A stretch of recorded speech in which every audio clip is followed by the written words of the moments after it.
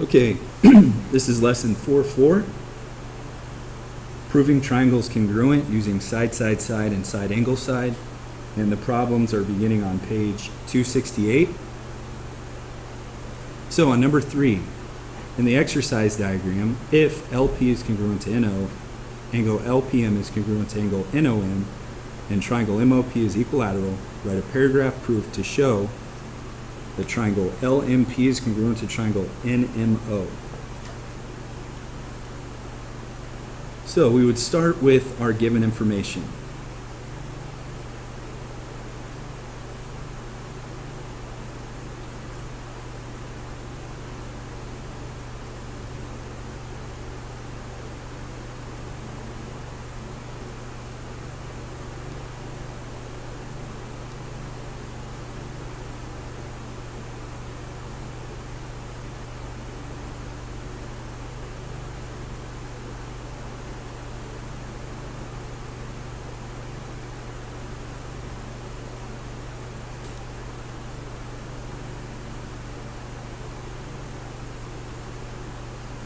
Okay, and anytime we list something in our proof, we want to mark it on the triangles so we can see what information we have.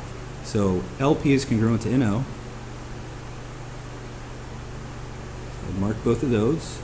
And angle LPM, which is this angle, is congruent to NOM, which is this angle. So we're also given that triangle MOP is equilateral. So if it's equilateral, then all three sides have to be congruent by the definition of an equilateral triangle. So let's write that down.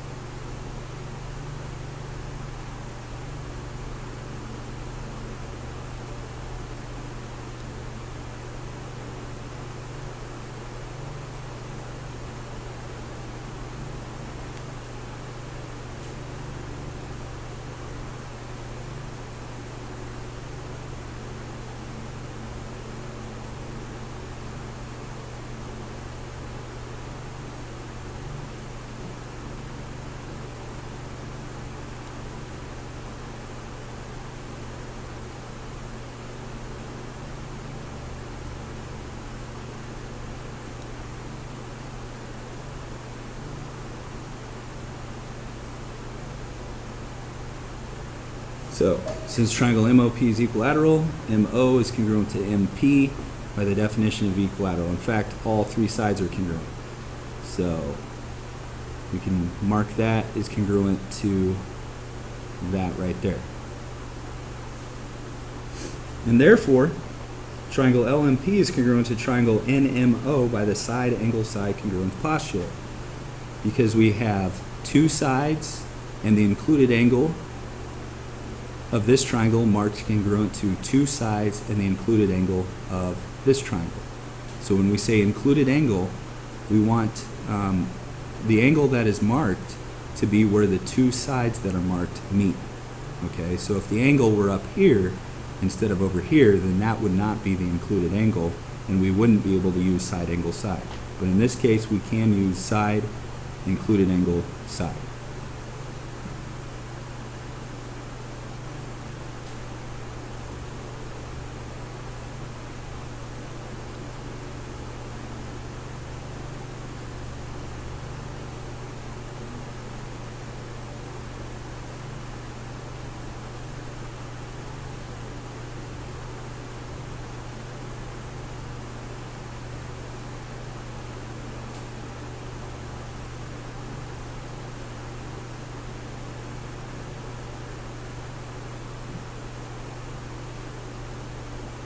So on number 5, we want a paragraph proof, given that QR is congruent to SR and ST is congruent to QT, that triangles QRT and SRT are congruent.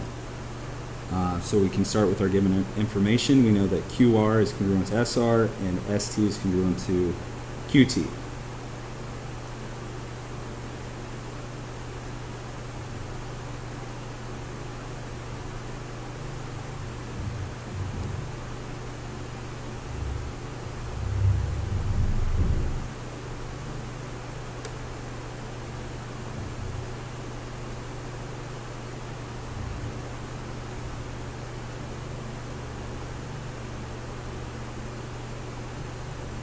And anytime we state something in our proof, we want to mark it in our diagram.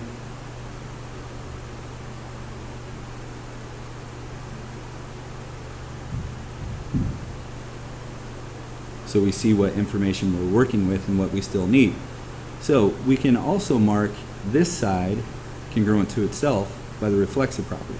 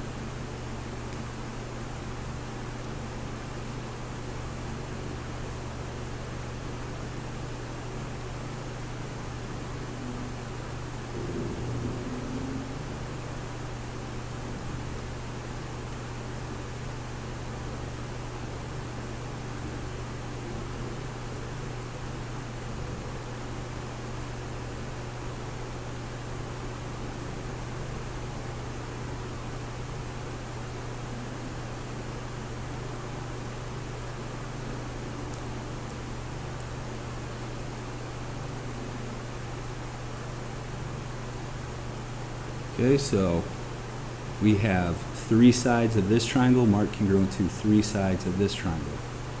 So we can say that triangles QRT and SRT are congruent by the side postulate.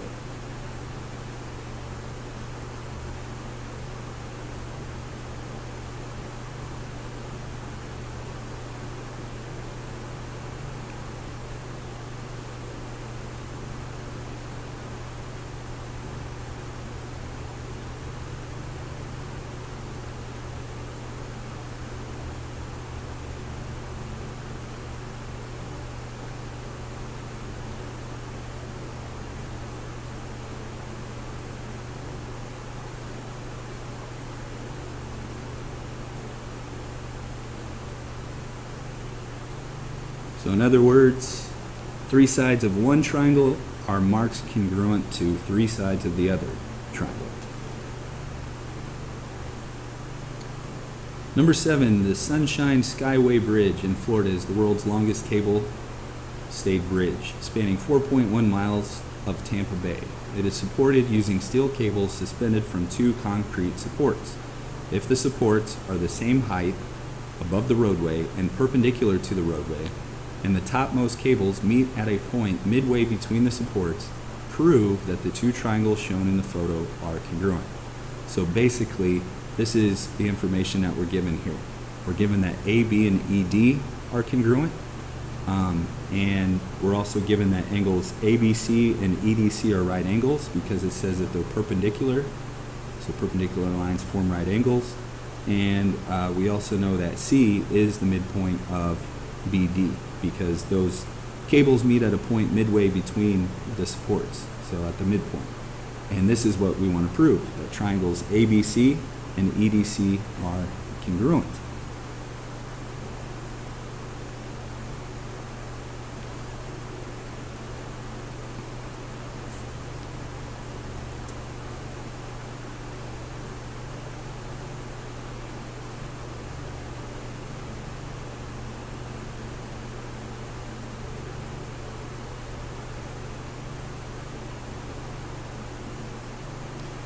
Okay, so we can start by stating our given information.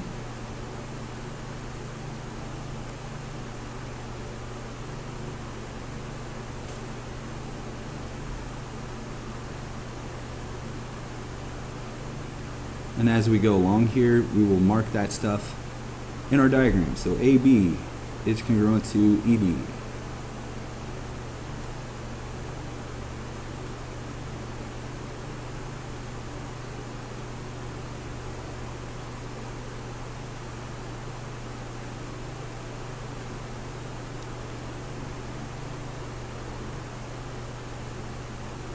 ABC and EDC are right angles.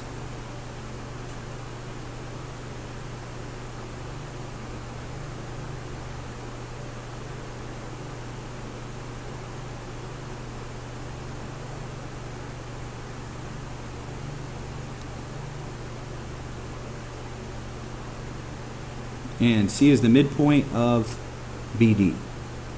So that's all given.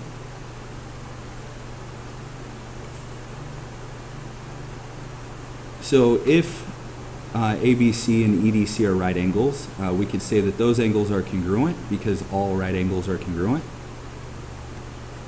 Sometimes you'll see that that is called the right angle congruence theorem.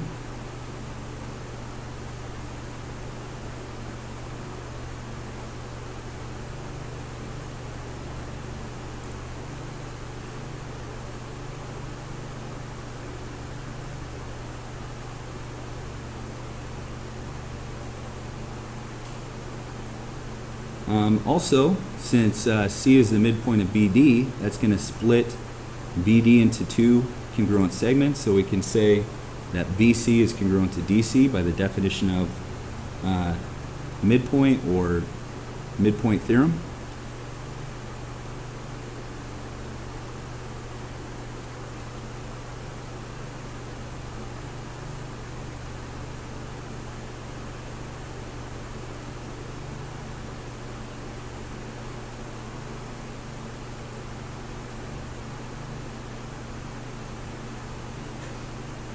And therefore, we can say that our two triangles are congruent because in each triangle we have two sides marked and the included angle marked. So two sides and the included angle of this triangle are congruent to two sides and the included angle of this triangle. So the included angle is where the two marked sides meet.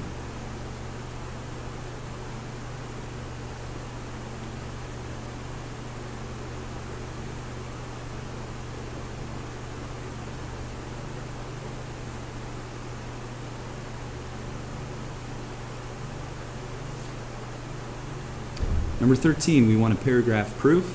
Given that R is the midpoint of QS and PT, we want to prove that triangles PRQ and TRS are congruent. So since R is the midpoint of PT and QS, we can say that PR and TR are congruent, and we can say that QR and SR are congruent because a midpoint splits a segment into two congruent segments.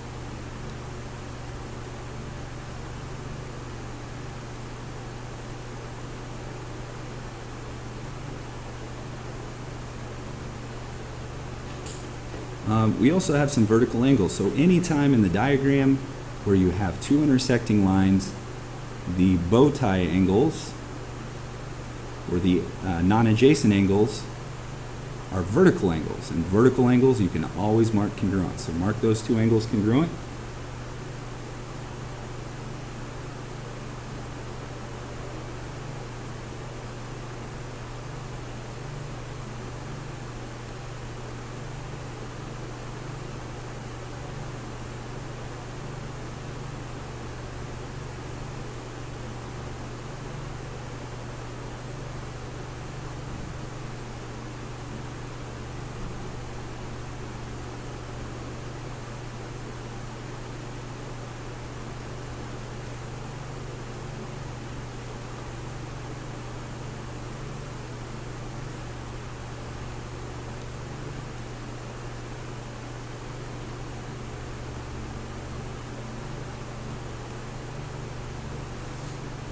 And so we can say that the two triangles are congruent by the side angle side postulate because we have two sides and the included angle of one triangle marked congruent to two sides and the included angle of the other triangle.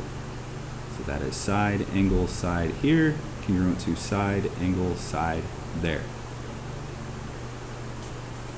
For number 15, we want a paragraph proof. Given that triangle XYZ is an equilateral triangle, so 3 congruent sides, and WY bisects angle XYZ, so it splits it in half, we want to prove that XW is congruent to ZW.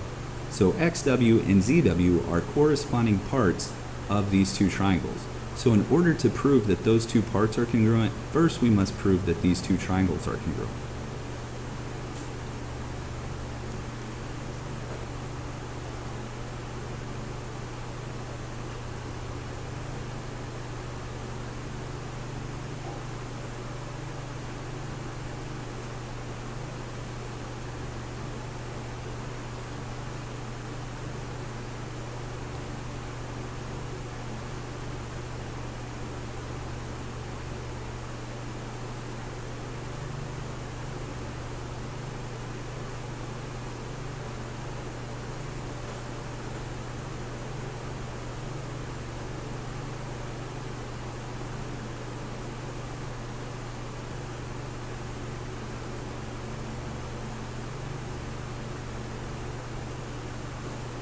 So we'll start off by saying, since we know that WY bisects angle XYZ, we know that XYW and ZYW will be congruent, so that's already marked in our diagram.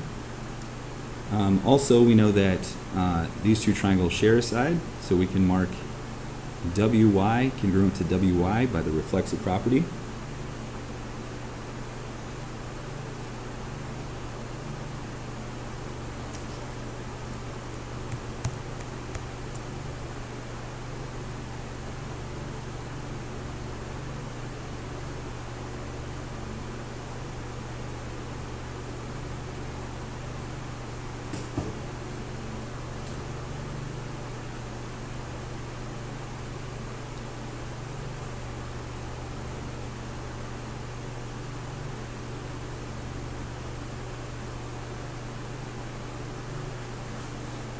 And since triangle XYZ is an equilateral triangle, then all three of its sides will be congruent by the definition of equilateral.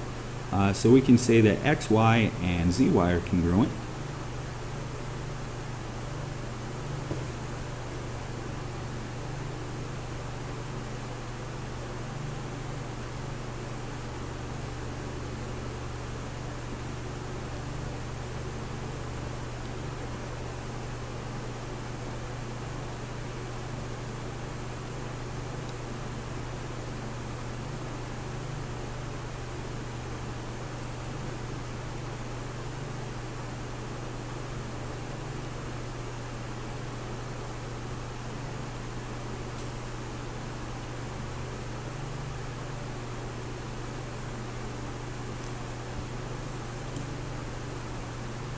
And by the side angle side congruence postulate, we have enough information to say that the two triangles are congruent, because we have two sides and the included angle of this triangle congruent to two sides and the included angle of this triangle.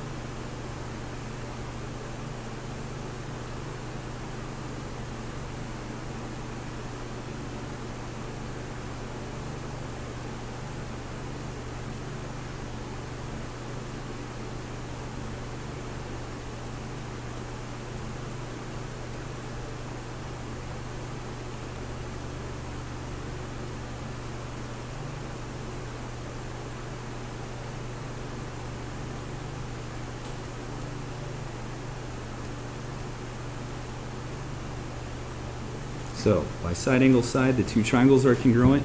So if the two triangles are congruent, then I can just mark up this diagram. I can say that this angle is congruent to that angle. I can say that this angle is congruent to this angle, and I can say that this side, that this side is congruent to this side, because corresponding parts of congruent triangles are always congruent. CPCTC. For number 17 and 19, determine which postulate can be used to prove that the triangles are congruent. If it is not possible to prove congruence, write not possible. So in 17, we look for any other information that we have a reason to mark, and since the two triangles share this side right here, we would mark it by the reflexive property, but there's nothing else that we can say for sure is congruent. There might be some congruent stuff here, but there's no reason why we can mark this diagram with anything else. So the only information that we have is that these two sides of this triangle are congruent to these two sides of that triangle. So that's not enough information to say that the two triangles are congruent. So not possible.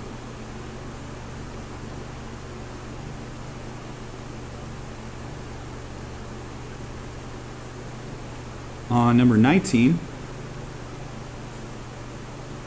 these two triangles would be congruent because we have two sides meeting at the included angle, which is also marked, congruent to two sides and the included angle of the other triangle. So that would be side, angle, side is congruent to side, angle, side.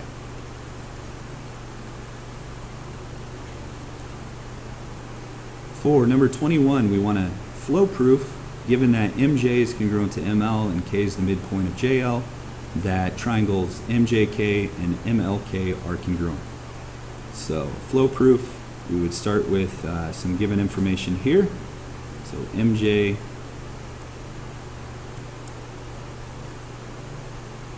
is congruent to ML, and mark that in the diagram if it isn't already.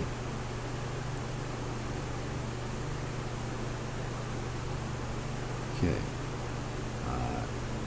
We also know by the reflexive property that MK is congruent to itself. The two triangles share that side, so mark that.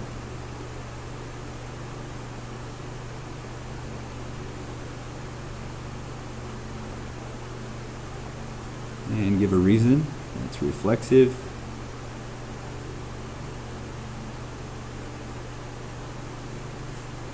And also state the other, excuse me, the other given information. K is the midpoint of JL.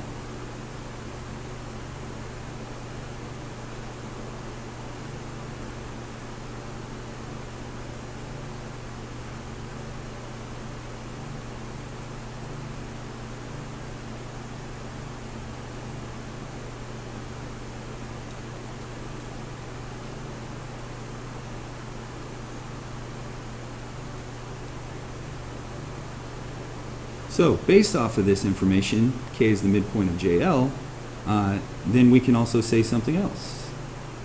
We can say that LK and JK are congruent by the definition of midpoint, or midpoint theorem.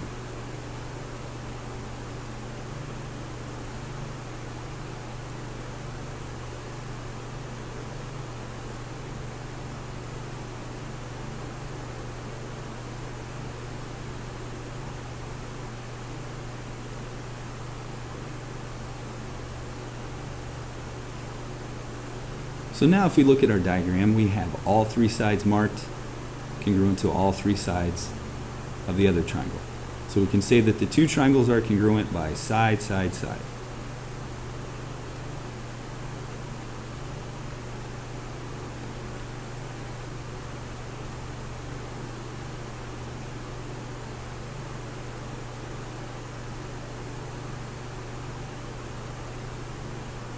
So we used that pair of sides to say this, we used that pair of sides, and we used that pair of sides. So these are the three things that we used in order to say this statement. Okay, for number 25, we're given that triangles EAB and DCB are congruent, and we want to prove that triangles EAD and DCE are congruent. And we'll do this as a 2-column proof.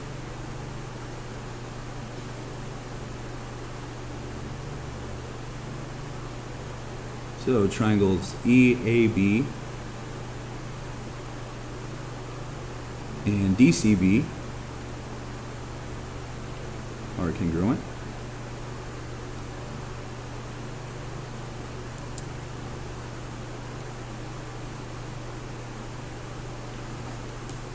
So if those two triangles are congruent, all their corresponding parts will be congruent. So AE and CD are congruent. Let's see what else. AB is congruent to CB, and DB is congruent to EB.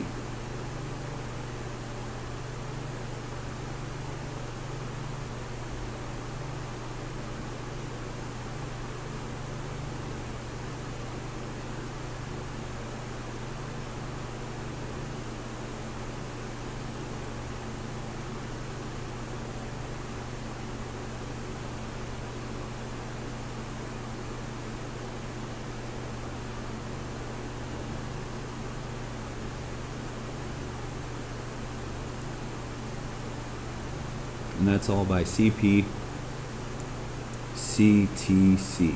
Corresponding parts of congruent triangles are congruent.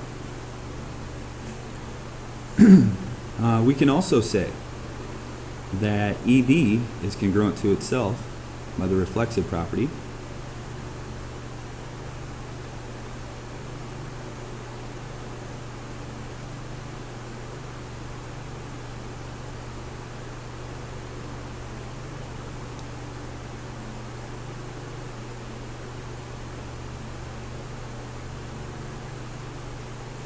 And now, for these two triangles that overlap, that's what we're trying to prove are congruent.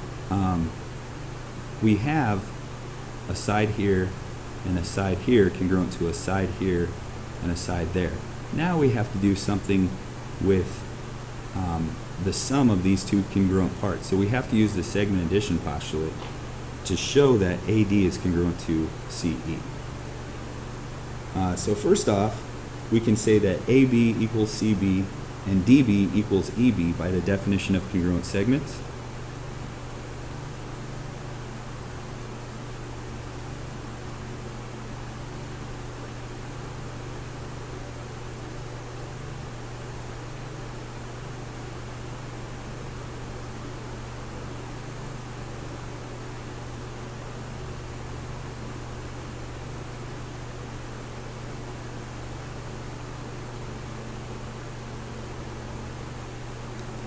And once again, definition of congruent segments. Segments are congruent, therefore they're equal in length. Segments are congruent, therefore they're equal in length. Definition of congruent segments. So the next thing that we want to say is take this equation and add the same thing or equal things to both sides. So if I take this equation and add DB to this side, that's the same as adding EB to that side, because DB and EB are equal. So by the addition property of equality,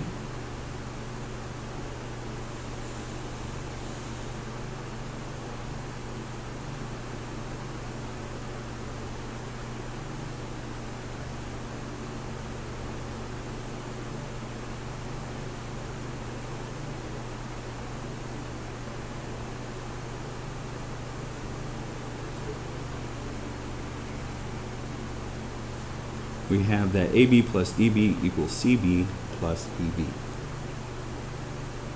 Now we want to state our segments here that are made up of these parts by the segment addition postulate. So we have that AD is equal to AB plus DB, and we have that CE is made up of CB plus EB.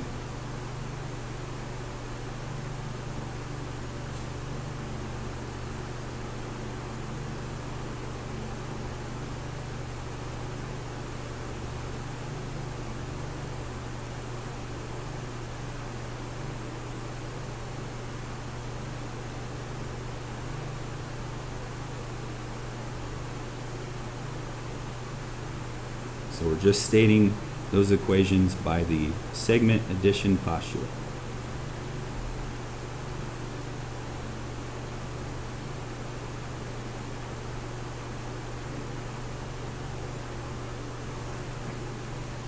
And now we can use substitution to say that AD is equal to CE, because we previously said that AB plus DB. So I just had to pause it because I had to take a call, but as I was saying, we can use substitution now to say that AD is equal to CE, because in step 5 we already said that AB plus DB is equal to CB plus EB. So if this is equal to this, then this is equal to that.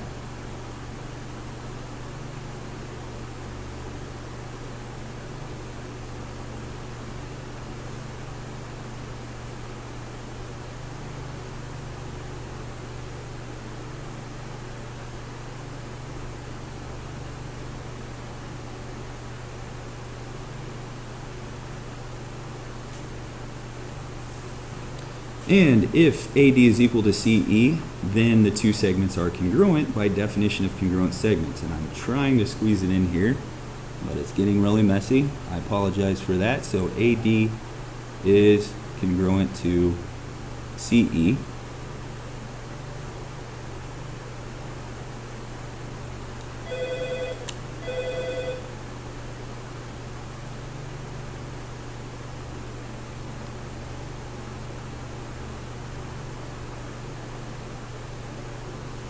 And now we have enough information to say that the two triangles are congruent.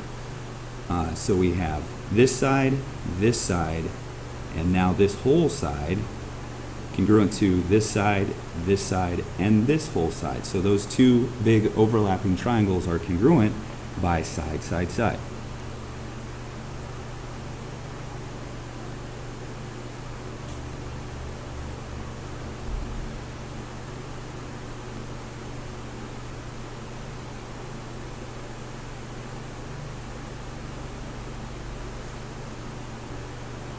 On 27, find the value of the variable that yields congruent triangles and explain. So I'm going to do this backwards. I'm going to explain first, and then I'm going to find the value of the variable. So by CP/CTC, corresponding parts of congruent triangles are congruent, we know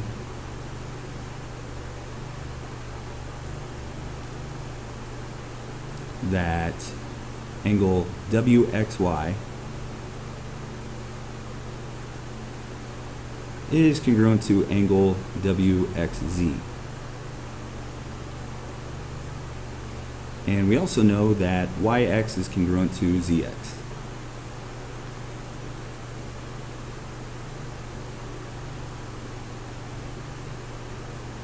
So by that explanation, we can set these things equal if they're congruent. So 20y plus 10 is equal to a right angle, or 90 degrees. So subtract 10 from both sides. That gives us 20y is equal to 80. So divide both sides by 20. And y is equal to 4.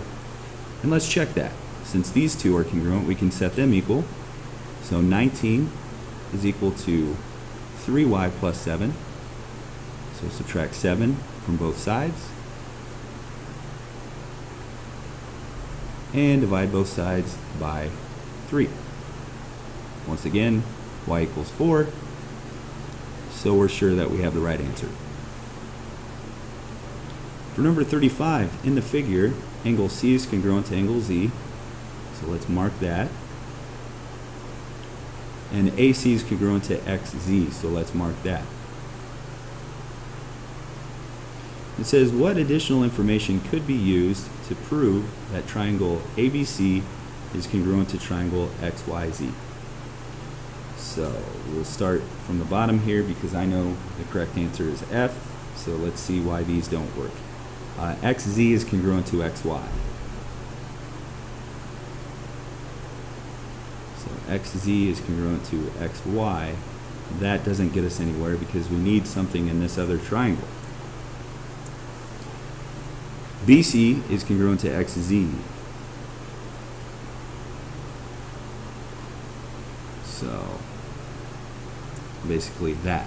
So once again, we don't have enough information there.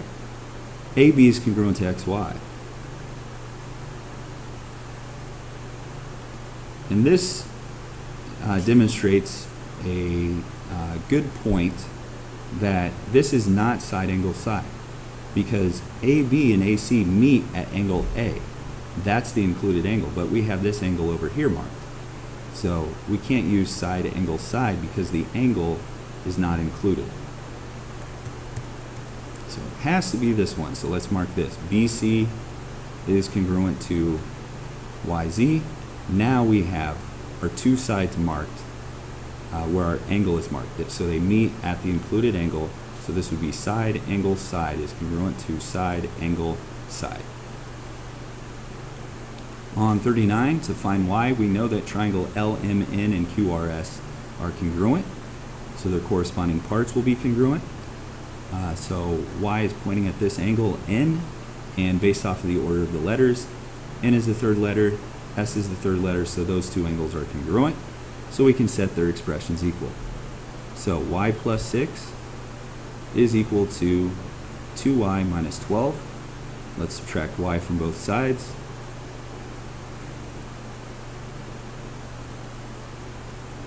And add 12 to both sides.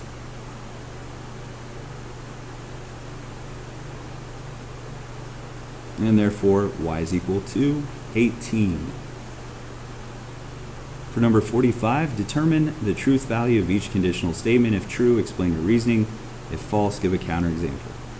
So, number 45, if you are 16, you are a junior in high school. This is a false statement.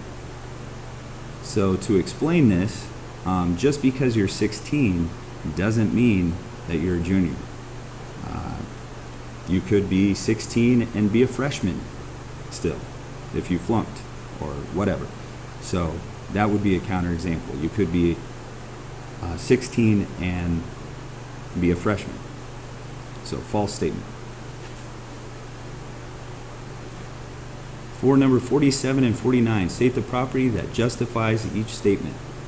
If EF is equal to GH and GH is equal to JK, then we can say that EF is equal to JK. So if A equals B and B equals C, then A equals C. This is the transitive property.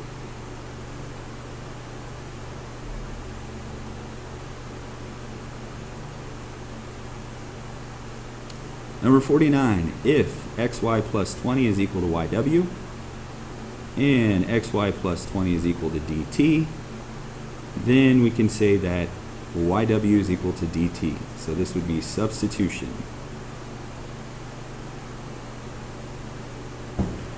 Basically, we are taking this equation, and since xy plus 20 is equal to dt, we're substituting dt in place of xy plus 20.